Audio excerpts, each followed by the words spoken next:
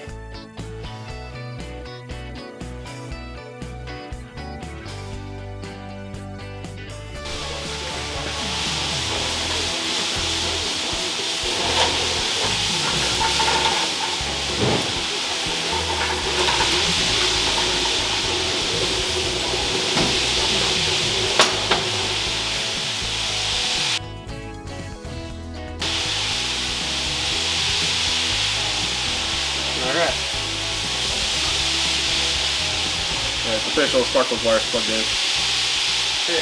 Start it up. Yep. Alright, after fighting the motor mounts a little bit, the engine is in. Now we're just going to get everything tightened up so that way we can work on the transmission next.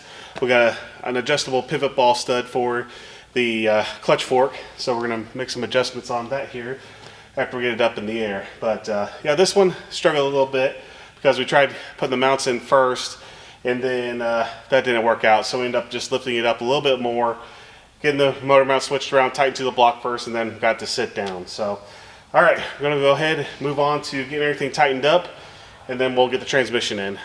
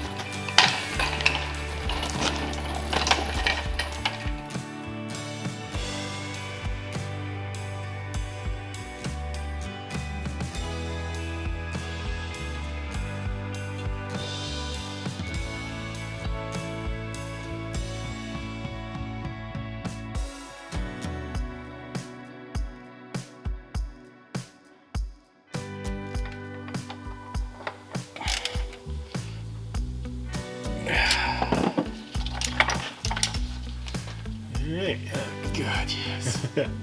Sweet. Alright, I guess we can start hooking up the electrical, get the crossmember on, and the drive shaft safety loop, and then that's probably it.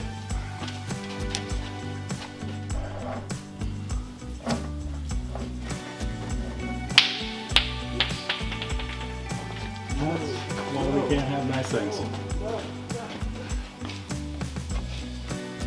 Put those bushings in between. There we go. And Hold this side if you want to get that one. okay.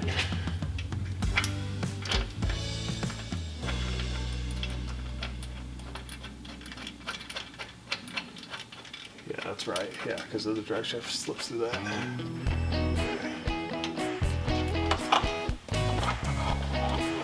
Stifflers crossmember. Oh yeah, Stifflers mom. Yep.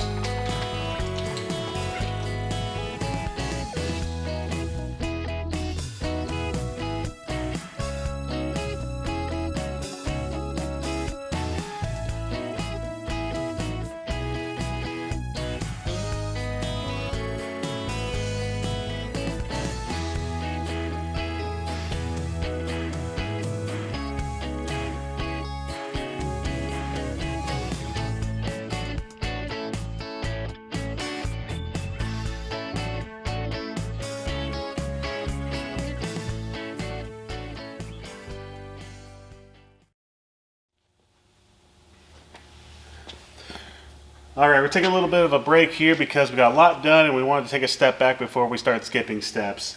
As you can see, engine and transmission is in the car. That's the major thing I wanted to get done tonight, and that is now accomplished. I started hooking up some of the wiring harnesses and stuff just to get stuff a little bit more organized. But got the downpipe in, of course, got the new NTK wideband sensor in.